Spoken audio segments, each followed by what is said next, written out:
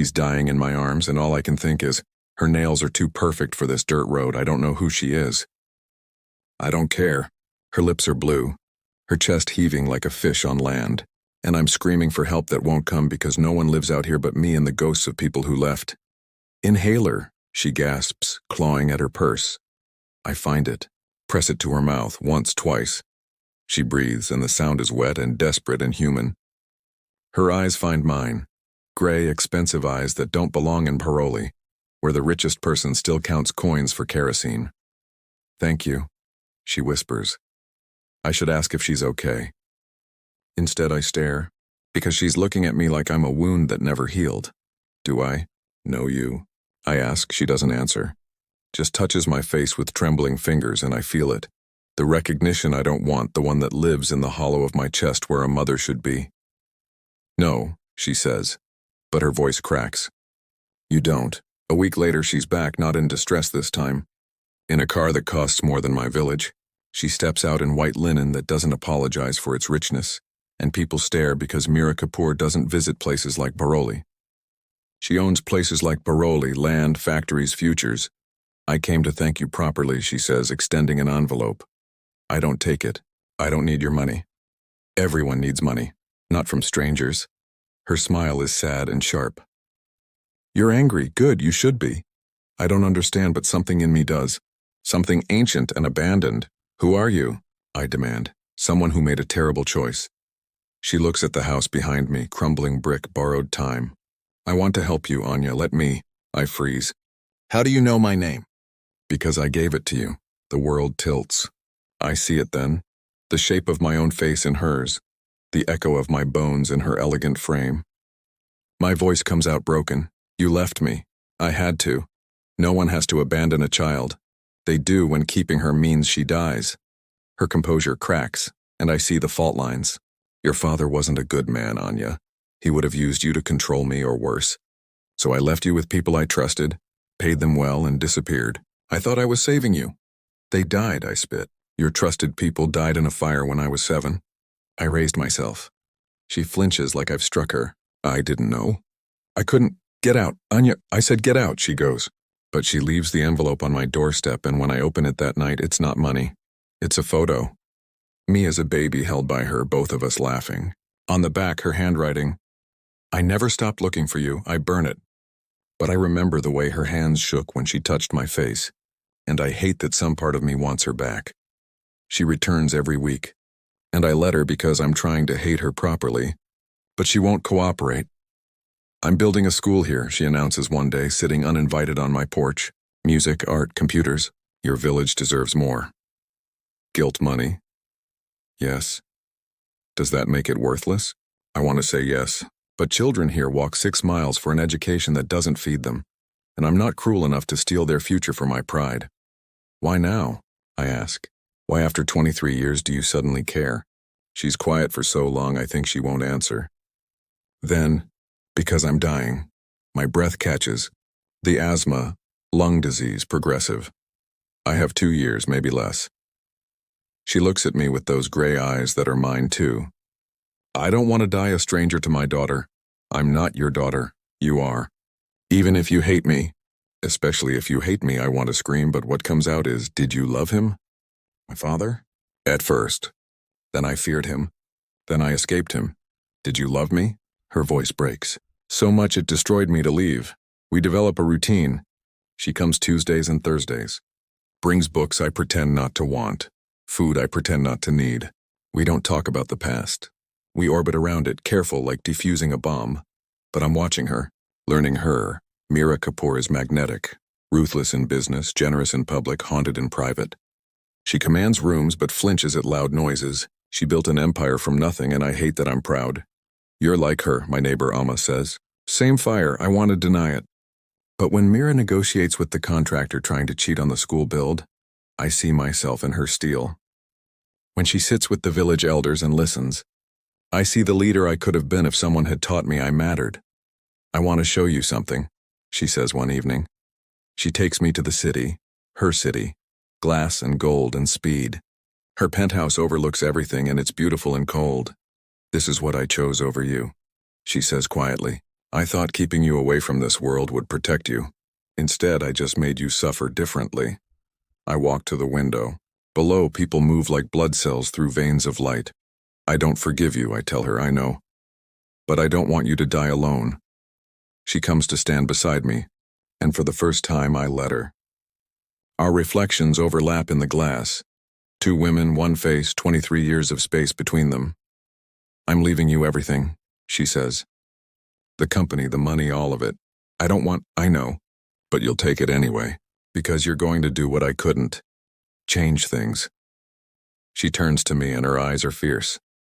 Promise me, Anya, promise you'll be better than I was. I should refuse. But something in me, the girl who survived, who fought, who never stopped wanting, says, I promise. She pulls me into a hug, and I let her, and I hate how much I've needed this. Then her phone rings. She answers and her face goes pale. What? I ask. Your father, she whispers. He's alive, and he knows about you. His name is Vikram Malhotra, and he's a ghost made flesh. Mira shows me files, police reports, restraining orders, photographs of bruises she tried to hide. My father is a criminal in a suit, powerful and untouchable, and he's been watching us. How long have you known? I demand. 3 days. I wanted to tell you, but what? You thought I couldn't handle it? I thought I could handle it for you. We're screaming in her penthouse, 2 strangers bound by blood and terror, and I see her now, not the billionaire, but the woman who ran and never stopped running. He's going to use you against me, she says, voice raw. That's what he does. He finds what you love and makes it a weapon. Then we don't give him the chance, Anya. I'm not running, and neither are you. He comes for us on a Thursday, not with violence. Vikram Malhotra is too smart for that. He comes with lawyers and leverage, a lawsuit claiming Mira stole company assets that were rightfully his. It's a lie, but it's a lie that could tie up her estate for years, leave me with nothing. Drop the inheritance, he tells her over the phone, on speaker so I can hear, or I take everything, including her. His voice is smooth, educated, empty. I hear the man who hurt her, who would have hurt me, and something primal wakes in my chest. We should meet, I say before Mira can stop me. Silence, then. Anya, my daughter. Finally. I'm not your anything. We'll see. We meet in a restaurant. Public, safe, full of witnesses. Vikram Malhotra is handsome in the way villains are. Symmetrical, charming, a smile that doesn't reach his eyes. You look like your mother, he says, and it sounds like an accusation. Good, he laughs. She's poisoned you against me. Told you I'm a monster. She didn't have to tell me. I can see his smile sharpens. Can you? Because what I see is a girl who grew up in poverty while her mother built an empire. Tell me, Anya, who's the real monster? The words hit like fists. Because I've thought it. In my darkest moments, I've thought she chose money over me. She was protecting me from you, I say, but my voice wavers. Is that what she told you? He leans forward, intimate, poisonous. Or is that what she tells herself so she can sleep at night? Stop. I can give you everything she can't. The truth. Your history. The family you deserved. I don't want anything from you, don't you? His eyes find mine, and they're empty rooms. You're angry, Anya, I see it. Use it, take what's yours. Make her pay for what she stole. For one terrible second I consider it. The revenge. The justice. The validation of my pain. Then I see Mira across the restaurant, watching through the window, her face a mask of fear. Not for herself, for me. Because she knows what he's doing, and she can't stop it. I stand. You're right. I am angry. But not at her. I walk out, and I don't look back. But Vikram doesn't let go easily. That night, the school in Paroli burns. No one dies, but it's a warning. I can take anything you love. Mira is shattered, pacing her penthouse like a caged animal. I should have handled this differently. I should have... Stop. I grab her shoulders, force her to look at me. This isn't your fault. Everything is my fault. Then let's fix it together. She searches my face and something shifts. I don't deserve you. No, I agree. But you have me anyway. She pulls me close and I feel her heartbeat. Irregular, fragile, fighting. My mother, my stranger. My choice, I have a plan, she whispers. But it's dangerous. And it might cost me everything. Tell me. She does. And when she finishes, I smile, sharp and certain, and hers. Let's destroy him. The plan is simple. Expose Vikram's crimes publicly, spectacularly, in a way he can't bury. Mira has evidence, decades of it, carefully hidden. Financial fraud, assault, connections to organized crime. Enough to end him. But using it means revealing everything. Why she left, what he did, who I am. Once this is public, there's no going back, she warns. Your life will never be private again. I grew up with nothing, I tell her. I'm not afraid of losing privacy, but I am afraid of the spotlight. Of becoming a symbol. Of the girl from Paroli becoming a story people consume. We leak the documents to journalists. 3 major papers. The evidence is damning, undeniable. Within hours, it's everywhere. And Vikram retaliates. He releases his own story. The billionaire who abandoned her daughter. The orphan she ignored for decades. The empire built on stolen time. It's not a lie exactly. It's the truth from a different angle, and it's just as damaging. The media devours it. Abandoned heiress trends. People take sides. I'm both victim and villain, and Mira is the mother who failed. I'm sorry, she says, reading the headlines. I thought I could control this. You can't control everything. I should have protected you. Better. You're protecting me now. But the stress is killing. Literally, her breathing worsens. She collapses during a press conference, and I'm there, catching her, screaming for help while cameras flash. In the hospital, she's small, fragile, human. I'm tired. Anya, she whispers, don't you dare give up. I'm not giving up. I'm just done fighting. She takes my hand. But you're not. Promise me you'll finish this. Not without you. Yes. Without me. Her grip tightens. You're stronger than I ever was. You survived without me. You'll survive after me. I don't want to. I know, Beta. But you will. She calls me Beta, daughter, and it breaks something in me I didn't know was still whole. Vikram visits. They let him because he's still legally her husband, a detail she never corrected, a chain she never broke. Watching you two self-destruct has been entertaining, he says, sitting beside her bed. But I'm bored now. Drop the case or I'll make sure Anya spends the rest of her life in court. Get out, I snarl. Make me. Mira's eyes open. Slowly, painfully, she sits up. Vikram, Mira, you look terrible. Good. Her voice is steel wrapped in silk. I want you to see what you did. I didn't do anything. You did this to yourself. Yes, I stayed with you too long. I believed your lies. I thought I could change you. She looks at him with something worse than hatred, pity. But you're not capable of change. You're just capable of destruction. And you're a hypocrite. You abandoned your child to save her from you. Her voice echoes in the sterile room. And I'd do it again. Every time. Because even my failure was better than your love. Something in him breaks. I see it, the mask slipping, the rage underneath. You always thought you were better than me. I was, he lunges. I'm between them before I think, and his hand connects with my face, hard, stunning, vicious. The room explodes. Security rushes in. Vikram is dragged out, screaming threats, and Mira is screaming too, reaching for me, and I realize she would die for me. She nearly did. I'm okay, I tell her, tasting blood. I'm okay, she pulls me close, shaking. I'm sorry. I'm so sorry, I know. I know, Mom. The word slips out, Mom, and we both freeze. Then she's crying and I'm crying, and 23 years of space collapses into this moment. I love you, she says. I've always loved you. I know, I whisper. I'm starting to believe it. Vikram's assault is caught on hospital cameras. It's the final nail. Within days, he's arrested. The case proceeds. Mira's evidence is ironclad, but she's fading. The doctors give her weeks, not months. We won, I tell her. You won, she corrects.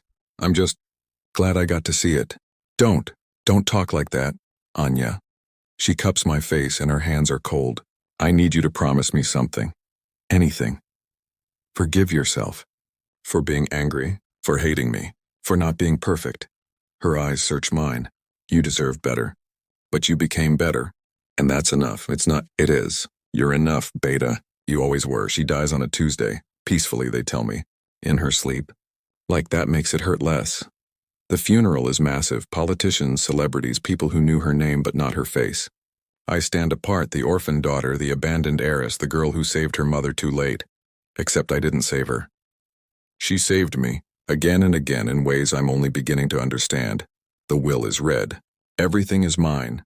The company, the wealth, the weight of her legacy. But there's also a letter. Anya, if you're reading this, I'm gone. I'm sorry I couldn't stay longer. I wanted more time. More Tuesdays, more fights, more chances to prove I loved you. I know you're angry. Stay angry. It means you care. But don't let it consume you. I did that and it cost me everything. The company is yours, but it doesn't have to define you. You can sell it, change it, burn it down. I trust you to do what's right, and if you can't forgive me, that's okay. Just forgive yourself. For surviving. For being strong. For being mine. I wasn't a good mother, but you made me want to be. All my love, Mom. I rebuild the school in Baroli. Not as Mira's project, but as mine. I step into the company and do exactly what she said. I change things. Fair wages. Ethical sourcing. Investments in education and healthcare, not just profit. The board hates it. I don't care. I also established the Mira Kapoor Foundation, funding resources for women escaping abuse. It's not enough to fix what she went through, but it's something. It's a promise kept. Vikram rots in prison. I visit once because I need to see him powerless. You ruined me, he says through the glass. No, you ruined yourself. We just made sure everyone knew. He tries to say more, but I hang up the phone and walk away. He doesn't deserve my words. Years pass. The anger fades, but the love remains. Complicated, painful, real. I stand on the porch of my small house in Paroli, watching children run to the school we built together. The village is different now, thriving, full of possibility. I think about Mira often, about the woman who chose wrong and tried to make it right, about the mother I hated and mourned and finally understood. I still don't know if I've forgiven her, but I've forgiven myself for wanting to, and maybe that's enough.